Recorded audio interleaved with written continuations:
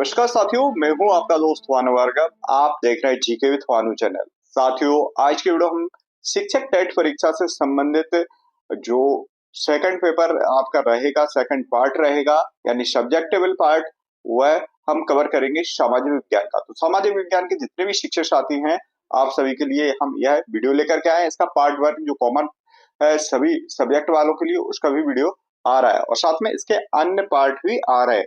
तो एवरीडे आपको एक नया वीडियो मिलेगा। चैनल को सब्सक्राइब कर लीजिए।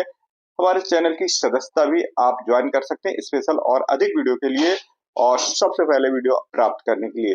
तो साथियों, देखते हैं पहला प्रश्न हमने हिस्ट्री से लिया है। यहाँ पर हिस्ट्री के फिर अन्य पार्ट्स हम इसमें कंप्लीट करेंगे। तो प्रश्न है, आर्य समाज की स्थापना किसने की थी? आर्य समाज की स्थापना किसने की थी? तो साथियों, इसका आर्य समाज की जो स्थापना की थी वह स्वामी दयानंद सरस्वती जी ने की थी। तो इसका राइट आंसर है साथियों बी।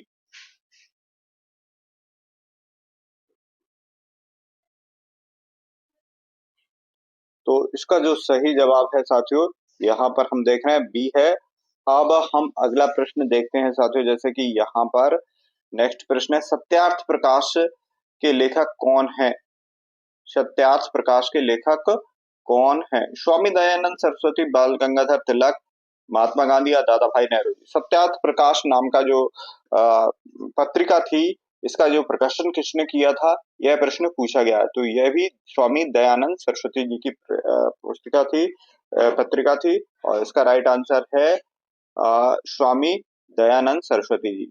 आप पहले से प्रश्न सोच लीजिए साथियों, आपके प्रश्न सही हो और कितने प्रश्न आपके सही हुए हैं, और हमें कमेंट्स में जरूर कमेंट्स कीजिएगा।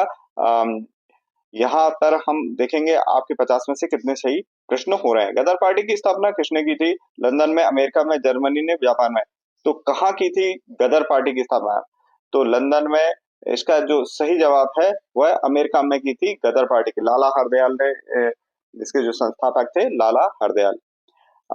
तो यहाँ पर तो स्थापना पूछी गई है, तो इसका राइट आंसर है अमेरिका, बी। अगला प्रश्न यहाँ पर हम देख रहे हैं, भारत में पहली रेलगाड़ी कब चली थी? भारत में पहली रेलगाड़ी कब चली थी? तो इसका सही जवाब है साथियों, जो पहली रेलगाड़ी चली थी वह चली थी 1853 में। 1853 में मुंबई से ठाणे के मध्य चली थी। साइमन कमीशन भारत कब आया था? 1900 कब आया? 1928 में आया था। इसकी स्थापना 1927 में हुई थी, तो 1928 है। ये हिंदी किसके बीच हुई थी? मीर जाफर और अंग्रेज, मुगल सम्राट शाह आलम व ईस्ट इंडिया कंपनी, सिराजुद्दौला अंग्रेज और हैदर अली और अंग्रेज के मध्य। तो इसका सही जवाब है मुगल सम्राट शाह आलम और ईस्ट इंडिया कंपनी के मध्य हुई थी। तो राइट आंसर है इसका बी। अगला प्रश्न हम देख रहे हैं, चोरा चोरी चोरी चोरा कांड। चोरी चोरा कांड किस आंदोलन से संबंधित है? सविनय अवज्ञा आंदोलन, असहयोग आंदोलन, भारत छोड़ो आंदोलन और खिलाफत आंदोलन? बेहद महत्वपूर्ण प्रश्न है और इसका सही आंसर है असहयोग आंदोलन। अंग्रेजों को सहयोग न देने के दरमियान ही यह आंदोलन चलाया था और उसी के बीच यह घटना हुई थी, चोरी चोरा कांड। इसमें जो आंदोलनकारी थे, उन्होंने इस चोरा चोरी नामक स्थान पर एक पुलिस थाने में आग लगा दी थी और इसमें करीब 21 लोग मारे गए थे, पुलिस थाना अधिकारी सहित। तो अंग्रेज यह घटना से महात्मा गांधी व्यथित हुए और उन्होंने अपना यह आंदोलन वापस ले लिया था। मोस्टली देखा जाए तो महात्मा गांधी ने ऐसे ही अपने आंदोलन वापस लिए थे, लेकिन अपने आंदोलनों से ही देश को स्वतंत्र करवाया था। अगला प्रश्न देखते हैं, भारतीय राष्ट्रीय कांग्रेस की स्थापना कब हुई थी? भारतीय राष्ट्रीय कांग्रेस की स्थापना कब हुई थी? तो इसका जो सही जवाब है साथियों, ए 1885 में भारतीय राष्ट्रीय कांग्रेस की स्थापना हुई थी। Home rule league, home rules आंदोलन किसने प्रारंभ किया था? बाल गंगाधर तिलक, महात्मा गांधी, गोपाल कृष्ण गोखले और दादा भाई नौरोजी? तो इसका सही जवाब है बाल गंगाधर तिलक और श्रीमती एनी बेसेंट। इनके सहयोग से यह आंदोलन चलाया था। दांडी मार्च कितने दिनों तक चला? दांडी मार्च कितने दिनों तक चला था? जो दांडी यात्रा थी, जिसमें अंग्रेजों ने नमक पर रोक लगा दी थी और नमक पर रोक लगाई थी, और तो इसी के खिलाफ में महात्मा गांधी ने नमक पर टैक्स लगाने के विरोध में यह आंदोलन चलाया था, जो कि साबरमती आश्रम से यह यात्रा 375 किलोमीटर की दूरी तय करते हुए पहुंची थी दांडी, और यहाँ पर अंग्रेजों की आज्ञा के बिना ही महात्मा गांधी ने नमक उठा करके इस आंदोलन को तोड़ा था। नमक आंदोलन इसे नाम दिया गया। इसी के दरमियान यह दांडी मार्च हुई थी। तो ये कितने दिनों में यह दूरी तय की थी, तो समय कितना लगा था, यह प्रश्न पूछा गया। तो साथियों, इसका राइट आंसर है 24 दिन का समय लगा था। 3 अप्रैल से यह यात्रा प्रारंभ हुई थी। अगला प्रश्न हम भूगोल से ले रहे हैं साथियों, जैसे कि कर्क रेखा भारत के कितने राज्यों से होकर के गुजरती है। तो कर्क रेखा भारत के 8 राज्यों से होकर के गुजरती है। बाबूराम छत्री से आप इसे याद कर सकते हो, और 8 राज्यों के आपको इसमें नाम मिल जाएंगे। अभी फिलहाल हम इसका ट्रिक वीडियो भी आपको लेकर के आ रहे हैं। तो साथियों, ये इसका जो सही आंसर है बी, मध्य प्रदेश से भी यह होकर के गुजरती है। भारत का सबसे बड़ा नदी बेसिन कौन सा है? भारत का सबसे बड़ा नदी बेसिन कौन सा है? अगला प्रश्न पूछा गया है, गंगा नदी, ब्रह्मपुत्र, गोदावरी या कृष्णा। तो इसका सही जवाब है गंगा नदी भारत का सबसे बड़ा नदी बेसिन है। अगला प्रश्न हम देख रहे हैं, एल नीनो का संबंध किससे है? समुद्री तापमान से, पर्वत निर्माण से, ज्वालामुखी या भूकंप से है? बेहद महत्वपूर्ण प्रश्न है। समुद्री टेम्परेचर को दर्शाता है एल नीनो। और यहाँ पर हम अगला प्रश्न देख रहे हैं, भारत में सबसे अधिक वर्षा कहाँ पर होती है? चेरापूंजी, मानसून राम, शिलांग या गुवाहाटी। तो इसका सही जवाब है मानसून राम। पहले चेरापूंजी में होती थी, लेकिन अब देखा जाए तो सबसे अधिक बारिश होती है वह मानसून राम में होती है। डेल्टा का निर्माण किस, मेघालय में है जो कि, डेल्टा का निर्माण किस प्रकार की नदियां करती हैं? तीव्र ढाल वाली, मंद गति वाली हिम नदी या वर्षा नदी। डेल्टा का निर्माण होता है, जो कि सबसे बड़ा डेल्टा विश्व का है वह भारत में ही है, सुंदरवन का डेल्टा है। और डेल्टा से यह प्रश्न आता भी है। अब यहाँ पर पूछा है कि डेल्टा का निर्माण कौन से ने, तो मंद गति वाली नदी निर्माण करती है। तो इसका राइट आंसर है मंद गति वाली नदी, डेल्टा का निर्माण जो होता है। नर्मदा नदी किस दिशा में बहती है? वेरी इंपोर्टेंट प्रश्न है। नर्मदा नदी किस दिशा में बहती है? तो साथियों, ये भी कहा जाता है उल्टी दिशा में बहती है। और कैसे बहती है? पूर्व से पश्चिम की ओर बहती है। तो यह बंगाल की खाड़ी में ना जा करके यह जो पश्चिमी तट पर अरब सागर में मिलती है। भारत का सबसे बड़ा मरुस्थल कौन सा है? भारत का पूछा है, थार, कालाहारी, सहारा, गोबी। तो भारत का जो सबसे बड़ा मरुस्थल है वह थार मरुस्थल है, राजस्थान जैसलमेर में। और साथियों, भारत विश्व का सहारा मरुस्थल है। और एशिया महाद्वीप का अगर बात पूछी जाए तो गोबी मरुस्थल है। तो यहाँ पर भारत का पूछा गया है तो थार मरुस्थल है। ब्लैक सॉयल को और किस नाम से जाना जाता है? यानी काली मिट्टी को और किस नाम से जाना जाता है? अच्छा प्रश्न है, रेगुर मिट्टी, जलोढ़ मिट्टी, लाल मिट्टी, पीली मिट्टी। तो रेगुर मिट्टी के नाम से जाना जाता है ब्लैक मिट्टी को, जिसमें जल धारण करने की क्षमता सबसे अधिक रहती है। काली मिट्टी में सबसे जो उपयोगी और मिट्टी रहती है वो कौन सी होती है? जलोढ़ मिट्टी होती है। तो सबसे उपयोगी, जिसमें उत्पादन क्षमता सबसे अच्छी होती है वह और मध्य प्रदेश में अगर बात करें तो यह मालवा के पठार में पाई जाती है काली मिट्टी। पृथ्वी की घूर्णन गति का मुख्य प्रभाव क्या है? पृथ्वी की जो घूर्णन गति है, ऋतु परिवर्तन होते हैं, दिन रात होते हैं, ज्वार भाटा आती है, मानसून आते हैं, क्या घटना होती है इससे? तो आपका राइट आंसर इसका क्या है? चलिए हम बताते हैं इसका राइट आंसर। तो दिन और रात होते हैं। पृथ्वी की घूर्णन गति से जो अपने अक्ष पर घूमती है, 24 घंटे में घूमती है, और इससे ही क्या होते हैं? घूर्णन गति से दिन रात होते हैं। परिक्रमण गति से जो कि सूर्य की परिक्रमा करती है वो 365 दिन में करती है, और इससे ऋतु परिवर्तन होते हैं जो कि एक वर्ष में होते हैं। तो यहाँ पर अगला प्रश्न देख रहे हैं, पृथ्वी की परिक्रमा कितने दिनों में करती है? पृथ्वी सूर्य की परिक्रमा कितने दिन में करती है? 365, 365 सही 1/4, 366, 360। तो राइट आंसर है साथियों इसका डी, 365 सही 1/4, जिसे परिक्रमण काल कहा जाता है पृथ्वी का। अब नागरिक शास्त्र हम लेते हैं, संविधान, भारतीय संविधान की प्रस्तावना में कितने आदर्श हैं? भारतीय संविधान की, तो इसमें प्रस्तावना में 5 आदर्श हैं। लोकसभा की अधिकतम सदस्य संख्या कितनी होती है? 545, 552, 550, 560। तो लोकसभा में अधिकतम सदस्य संख्या जो होती है वह, इसका राइट आंसर है बी, बी। तो इसका राइट आंसर है बी, यानी 552 होते हैं।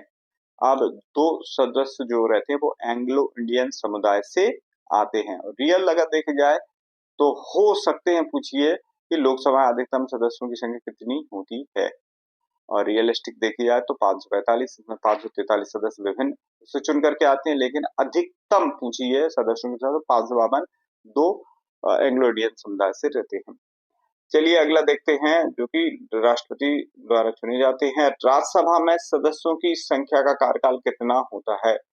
तो राज्यसभा के सदस्यों का 4 वर्ष, 5 वर्ष, 6 वर्ष, 7 वर्ष। तो सही जवाब है इसका सी, 6 वर्ष होता है। मौलिक कर्तव्य, मौलिक कर्तव्य किस संशोधन से जोड़े गए थे? मौलिक कर्तव्य 42वां संविधान, 44वां, 55वां और 86वां संविधान संशोधन। तो साथियों इसका राइट आंसर है मौलिक कर्तव्य को 42वां संविधान संशोधन के तहत जोड़े गए थे, जो कि 10 और अब बढ़कर के 11 हो गए हैं। मौलिक कर्तव्य हमारा बनता है कि हम राष्ट्रगान का सम्मान करें, ऐसे ही मौलिक कर्तव्य हैं जिनकी संख्या 11 है, जो कि 42वें संविधान संशोधन, 44वां संविधान संशोधन साथियों संपत्ति का अधिकार अधिनियम था, जो कि जोड़ा गया था 1978 में, यह 42वां 76 में। साथियों अगला प्रश्न हम देख रहे हैं, भारत में संविधान संशोधन किस अनुच्छेद में है?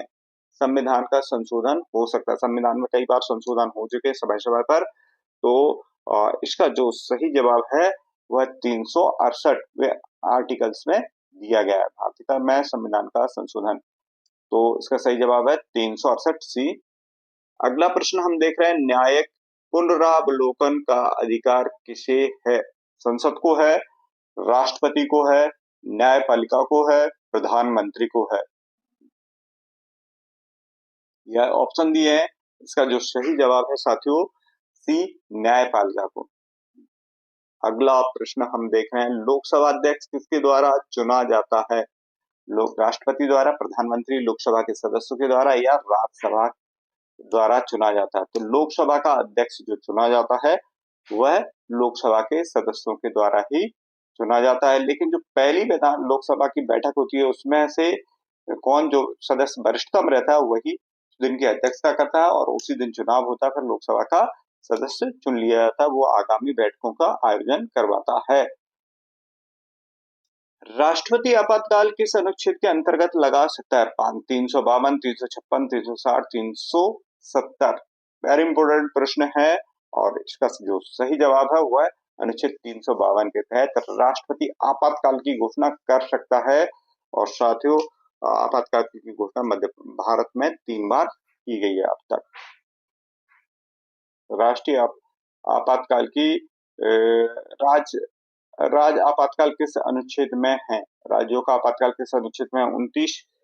29 का जो राइट आंसर है वह है बी, 356 में राज्यों का आपातकाल, और इसका आपने देख ही लिया है। अगला प्रश्न देखते हैं, वित्त आयोग किस अनुच्छेद के अंतर्गत है? वित्त आयोग वेरी इंपोर्टेंट प्रश्न है, यह जो कि 30 नंबर का है। तो अगला देखते हैं, इसका जो सही जवाब है वित्त आयोग का गठन अनुच्छेद 280 आर्टिकल 280 में इसका वर्णन है। अब हम इकोनॉमिक्स से रिलेटेड प्रश्न लेते हैं, राष्ट्रीय आय का आकलन भारत में कौन करता है? राष्ट्रीय आय का आकलन कौन करता है? नीति आयोग, आरबीआई, एनएसओ या वित्त आयोग? तो इसका सही जवाब है एनएसओ, नेशनल स्टैटिक ऑर्गेनाइजेशन, राष्ट्रीय सांख्यिकी आयोग राष्ट्रीय आय का आकलन करता है। तो इसका राइट आंसर है सी। अगला देखते हैं, बैंक दर कौन तय करता है? वित्त मंत्रालय, आरबीआई या संसद या प्रधानमंत्री? बैंक दर कौन करता है? बैंक दर तय कौन करता है? तो इसका सही जवाब है साथियों आरबीआई। हर रेपो रेट को जनरेटेड करती है, तो यह तय करती है आरबीआई। तो इसका राइट है भारतीय रिजर्व बैंक। अगला, जीएसटी किस वर्ष लागू हुआ? 2016, 17, 18, 19? तो इसका जो सही जवाब है साथियों वह 2017 में जीएसटी लागू हुआ था।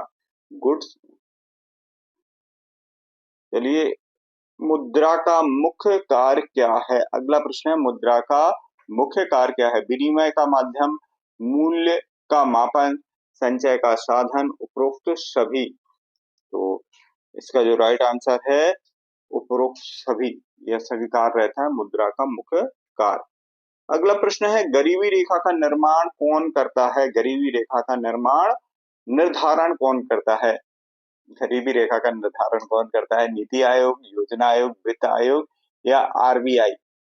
तो साथियों इसका जो सही जवाब है वह है नीति आयोग। गरीबी रेखा का निर्धारण करती है कि कितने व्यक्ति गरीबी रेखा के और उनका पोषण स्तर क्या है। तो इसका निर्धारण पूरा नीति आयोग करती है, जो कि पहले योजना आयोग के नाम से जानी जाती थी। अगला प्रश्न है, भारत की सबसे बड़ी सार्वजनिक बैंक कौन है? PNB bank, SBI bank, BOI या सेंट्रल बैंक? तो इसका सही जवाब है B, SBI, state bank of India. भारतीय स्टेट बैंक इसका भारत की सबसे बड़ी सार्वजनिक बैंक है। हरित क्रांति के जनक भारत में किसे कहा गया है?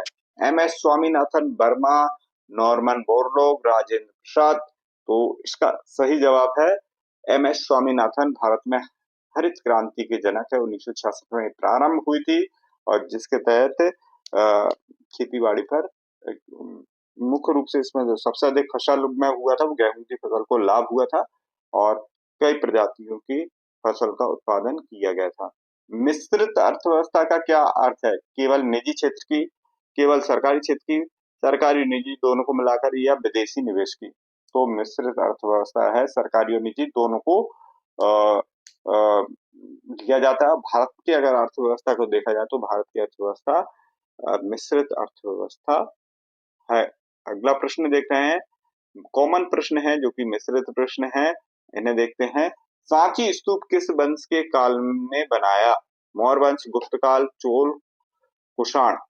तो इसका सही जवाब है साथियों मौर्य वंश के शासकों ने बनाया था और मौर्य वंश में देखा जाए तो अशोका ने सांची के स्तूप बनाए थे। खजुराहो मंदिर किस वंश ने बनवाए? चंदेल, मौर्य, गुप्त, पाल वंश?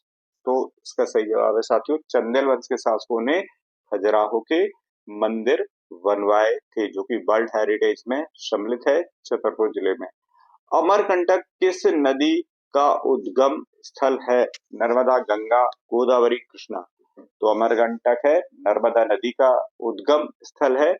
चिपको आंदोलन के प्रमुख नेता कौन थे? तो इसका ऑप्शन दिए गए, सुंदरलाल बहुगुणा, विनोबा भावे, जयप्रकाश नारायण, बाबा आमटे? तो सुंदरलाल बहुगुणा चिपको आंदोलन से जुड़े हुए थे, जो कि पेड़ों की कटाई से रिलेटेड था, जिसमें महिलाएं पेड़ों को कटने नहीं देती थी और पेड़ों से चिपक जाती थी। इसलिए उत्तराखंड के चामोली में चलाया गया इस आंदोलन को चिपको आंदोलन कहा गया। भारत का संविधान दुनिया का कौन सा सबसे बड़ा संविधान है? पहला, दूसरा, तीसरा या चौथा? तो इसका सही जवाब है पहला। भारत का सबसे विश्व का सबसे बड़ा, दुनिया का सबसे बड़ा संविधान भारत का संविधान है। तो इसका राइट आंसर पहला। अगला देखते हैं, विश्व का सबसे ऊंचा पर्वत कौन सा है? केटू, कंचनजंगा, एवरेस्ट या नंगा पर्वत? तो साथियों भारत का इसमें पूछा गया है, तो इसका जो सही जवाब है वह है विश्व का पूछा गया है, इसमें भारत का नहीं पूछा गया है। तो वह है एवरेस्ट है। और अगर भारत का पूछा जाता तो केटू है, और अगर भारतीय हिमालय का पूछा जाता तो कंचनजंगा है। तो यहाँ पर विश्व का पूछा गया तो एवरेस्ट है, जो कि नेपाल में स्थित है। विश्व का सबसे ऊंचा पर्वत एवरेस्ट है। और वैसे पूछा जाए कि भारत का तो केटू है, लेकिन भारतीय हिमालय का पूछा जाए तो वो कंचनजंगा है। तीन तरीके से प्रश्न आता है। यूएनओ की स्थापना कब हुई? यूनाइटेड नेशन ऑर्गेनाइजेशन की स्थापना कब हुई थी? 1942, 1943, 1945, 1947। इसका सही जवाब है साथियों सी, 1945 में हुई थी। नेक्स्ट हम यहाँ पर देख रहे हैं विश्व पर्यावरण दिवस कब मनाया जाता है? वेरी इंपोर्टेंट प्रश्न है और कई बार पूछा गया है। तो इसका सही जवाब है 5 जून को मनाया जाता है। भारतीय राष्ट्रीय ध्वज किसने डिजाइन किया था? पिंगली वेंकैया, गांधी जी, नेहरू जी, राजेंद्र प्रसाद। तो इसका सही जवाब है ए, पिंगली वेंकैया ने इसे डिजाइन किया था। नीति आयोग की स्थापना कब हुई थी? 2014, 2015, 2016, 2017 में नीति आयोग की स्थापना कब हुई थी? तो इसका सही जवाब है 2015 में। इससे पहले नीति आयोग योजना आयोग के नाम से जाना जाता था। बीजेपी की गवर्नमेंट आई, मोदी सरकार ने इसका नाम चेंज करके नीति आयोग किया और 2015 में नए आयोग का गठन किया और नीति आयोग के नाम से यह जाने लगा, जो कि भारत की योजनाएं बनाता है। भारत का राष्ट्रीय गीत कौन सा है? वंदे मातरम, जन गण मन, सारे जहां से अच्छा है, मेरे वतन के लोगों। तो साथियों ये इसका सही जवाब भारत का राष्ट्रीय गीत है वंदे मातरम। राष्ट्रीय गान अगर पूछा जाता तो जन गण मन। बंकिम चंद्र चटर्जी द्वारा लिखित यह गीत भारत का राष्ट्रीय गीत है और इस बार से यह स्कूलों में ससम्मान इसका गायन होना है। भारत का राष्ट्रीय गान किससे ने लिखा था? बंकिम चंद्र चट्टोपाध्याय, रविन्द्रनाथ टैगोर, महात्मा गांधी या सुभाष चंद्र बोस। तो राष्ट्रीय गान जो लिखा था वह रविन्द्रनाथ टैगोर। किसने राष्ट्रीय गान किसने लिखा? तो इसका सही जवाब है रविन्द्रनाथ टैगोर। और वंदे मातरम किस लिखा? बा से वंदे मातरम, बा से बंकिम चंद्र चट्टोपाध्याय। तो आपको ये ध्यान रखना है। साथियों ये 50 प्रश्न हमने इस वीडियो में कवर किए हैं। आपकी रिक्वायरमेंट क्या है? क्या हम कितने प्रश्नों का यह वीडियो लेकर के आए? 50 से भी अधिक का या कम का? जो भी आपकी राय है हमें राय जरूर दीजिएगा। किस टॉपिक पर वीडियो लेकर के आए, टाइमिंग कब रखें, कितने दिन में हम आपको वीडियो देते रहे। तो इस